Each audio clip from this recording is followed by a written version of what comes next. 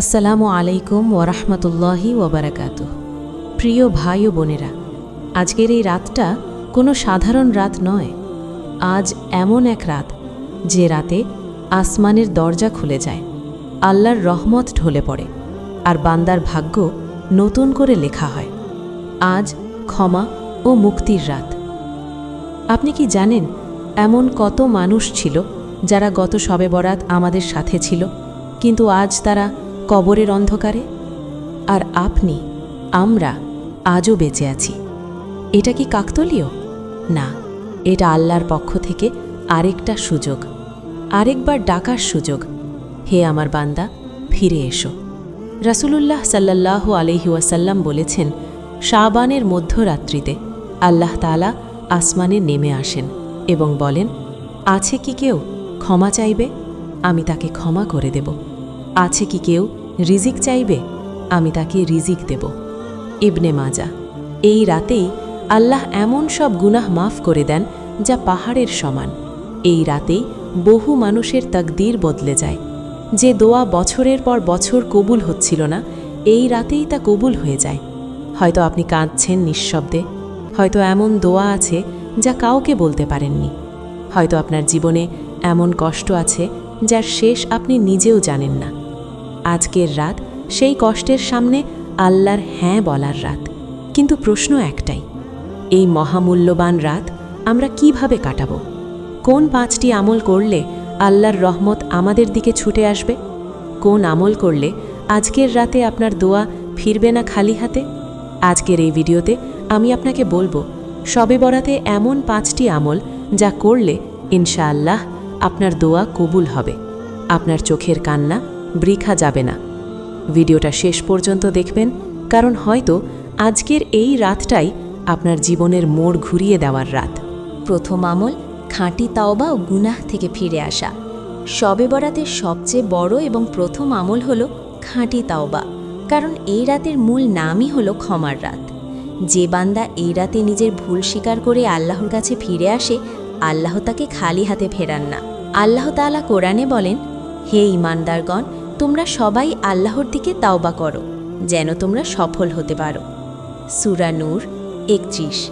রাসূলুল্লাহ সাল্লাল্লাহু আলাইহি ওয়াসাল্লাম বলেছেন, আল্লাহ শাবানের মধ্যরাতে সমস্ত সৃষ্টিকে ক্ষমা করে দেন, তবে দুজনকে নয়, মুশরিক ও অন্তরে বিদ্বেষ পোষণকারী। সহিহ ইবনে হিব্বান। এই রাতে শুধু মুখে তাওবা বললেই হবে না, হৃদয় ভেঙে কান্না নিয়ে বলতে হবে, হে আল্লাহ, আমি জানি আমি ভুল করেছি, আমি হারাম দেখেছি, হারাম বলেছি, নামাজি অলসতা করেছি, কিন্তু আজ আমি ফিরে এসেছি। এই তাওবার শর্ত 3টি। 1. গুনাহের জন্য অনুতপ্ত হওয়া। 2. সাথে সাথে গুনাহ ছেড়ে দেওয়া। 3. ভবিষ্যতে আর না করার দৃঢ় সিদ্ধান্ত। হয়তো আপনার চোখের পানি কারো চোখে পড়বে না, কিন্তু আল্লাহ তা দেখছেন। আজ যদি এই রাতে আপনি সত্যি সত্যি ফিরে আসেন, তাহলে আপনার গুনাহ পাহাড় হলেও আল্লাহ তা মাফ করে দিতে পারেন। এই রাতটা হাতছাড়া করবেন না কিন্তু, কারণ তাওবার দরজা আজ পুরোপুরি খোলা। দ্বিতীয় আমল, বেশি বেশি নফল নামাজ ও সেজদায় কান্না। শবে বারাতের রাতে সবচেয়ে প্রিয় আমলগুলোর একটি হল নফল নামাজ আদায় করা, কারণ এই রাতে আল্লাহ বান্দাকে সবচেয়ে কাছ থেকে দেখেন সেজদায়। যে বান্দা দুনিয়ার মানুষকে কাঁদাতে পারে না, সে আল্লাহর সামনে সেজদায় কাঁদলে আল্লাহ তাকে খালি হাতে ফেরান না। আল্লাহ তাআলা কোরআনে বলেন, তারা রাতের কিছু অংশ ইবাদতে কাটায় এবং সেজদায় লুটিয়ে পড়ে। সূরা ফুরকান 64।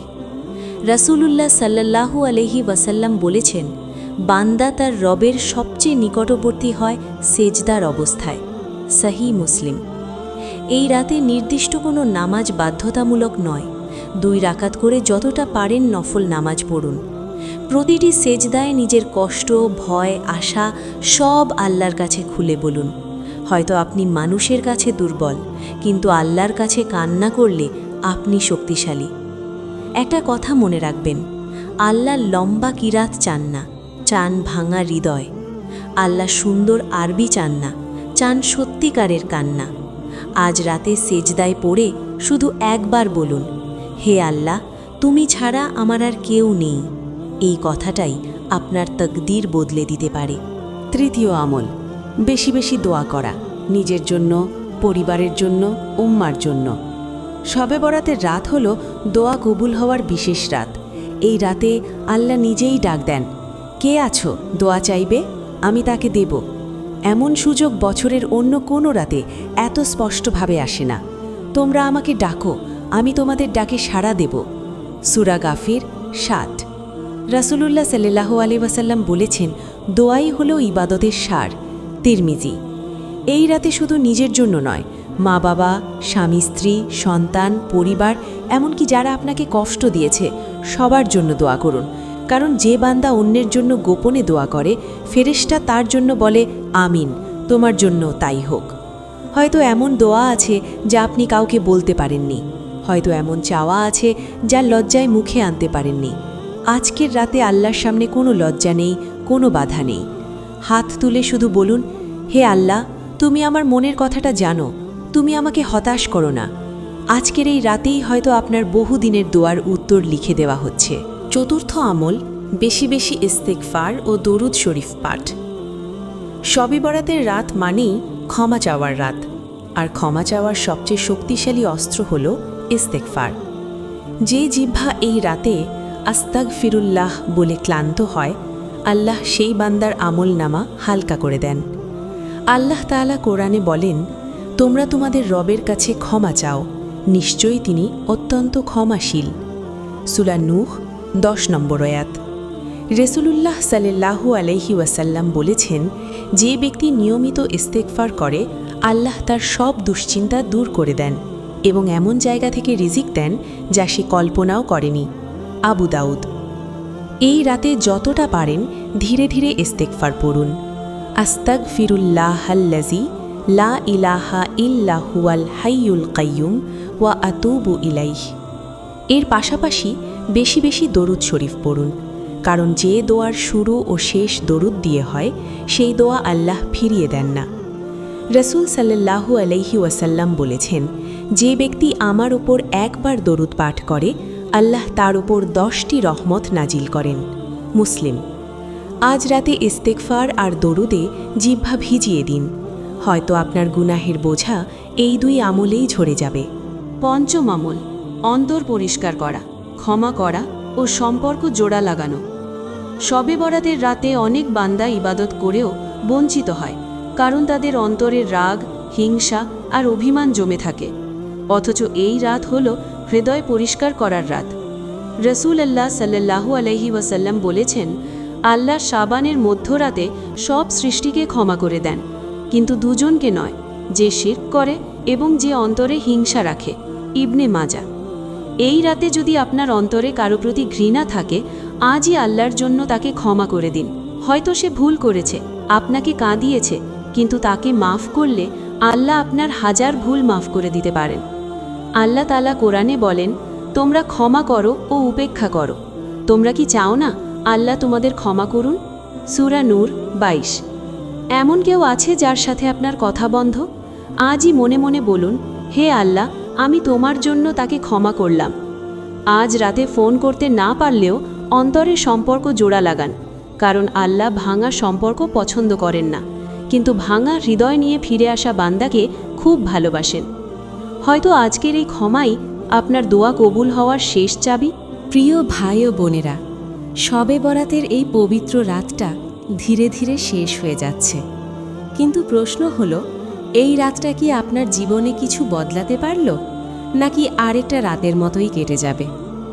আজ রাতে আল্লাহ আপনাকে ডেকেছেন তওবার জন্য, সেজদার জন্য, কান্নার জন্য, ক্ষমার জন্য। আপনি যদি সত্যি মন থেকে একবার বলে থাকেন, হে আল্লাহ, আমি ফিরে এসেছি, তাহলে বিশ্বাস রাখুন, আল্লাহ আপনাকে ফিরিয়ে দেবেন না খালি হাতে। হয়তো আপনার দোয়ার জবাব আজই দেওয়া হবে না, কিন্তু মনে রাখবেন, আল্লাহ কখনো না বলেন না। তিনি হয় এখন দেন, নয়তো পরে দেন, নয়তো আখিরাতের জন্য জবা রাখেন, আর প্রতিটাই আপনার জন্য কল্যাণ। আজ রাতে যদি আপনার চোখে এক ফোঁটা কান্নাও এসে থাকে, সেই কান্না আল্লাহর কাছে খুব দামি, কারণ মানুষ কান্না দেখে না, কিন্তু আল্লাহর হৃদয় দেখেন। এই রাত শেষ হলেও আল্লাহর দরজা বন্ধ হয় না। এই আমলগুলো শুধু আজ নয়, সারা জীবন ধরে রাখুন।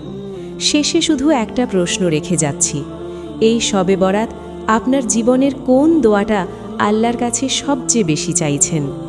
আল্লাহ আমাদের সবাইকে কবুল করুন। আমিন।